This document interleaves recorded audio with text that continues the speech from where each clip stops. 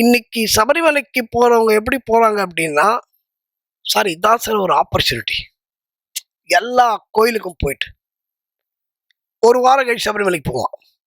Sir இங்கேருந்து நேர Samayapuram sir, நேர பிள்ளையார்பட்டி சார், நேர மதுரை சார், அப்புறம் அங்கேருந்து நேர ராமநாதபுரம் சார், அங்கேருந்து நேர ராமேஸ்வரம் சார், அங்கேருந்து நேர குருவாயூர் சார், சோட்டானிக்கரை சார், எல்லாத்தையும் போயிட்டு நேர சபரிமலை சார். ஒரு வாரம் கழிச்சு ஒரு முக்கியமான விஷயம், நீங்க கோயிலுக்கு போறது தப்புன்னு நான் சொல்லவே இல்லை. கோயிலுக்கு போறது தப்பு இல்லை.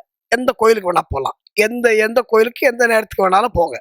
ஆனால் இந்த ஐயப்பன் பூஜை பண்ணும்போது ரொம்ப சீனியர் குருசாமிஸ் எல்லாம் சில பேர் இருப்பாங்க. நீங்க அவங்கள பார்த்தீங்கன்னா தெரியும். இந்த ஐயப்பன் பூஜை பண்ணும் பொழுது இந்த இருமுடி கட்டுறதுக்கு வராங்க பாருங்க, அவங்களுக்காக காத்துட்டு இருக்க கூடாது. கட கட கட கட கட கடன்னு இருமுடி போயிட்டே இருக்கணும். சில பேர் இந்த 200 பேர் 250 பேர் போற குரூப்ல என்ன பண்ணுவாங்க, ஏன்பா இப்ப நம்மளுக்கு வராதுப்பா, நம்மளுக்கு எப்படியும் ஒரு 10 மணி ஆகும்பா அப்படின்னு இவன் முள்ள டீ எல்லாம் குடிச்சிட்டு ஹோட்டல்ல டிஃபன்லாம் சாப்பிட்டுட்டு, டிஃபன் சாப்பிட்டுன்னு ஞாபகம் வந்தது.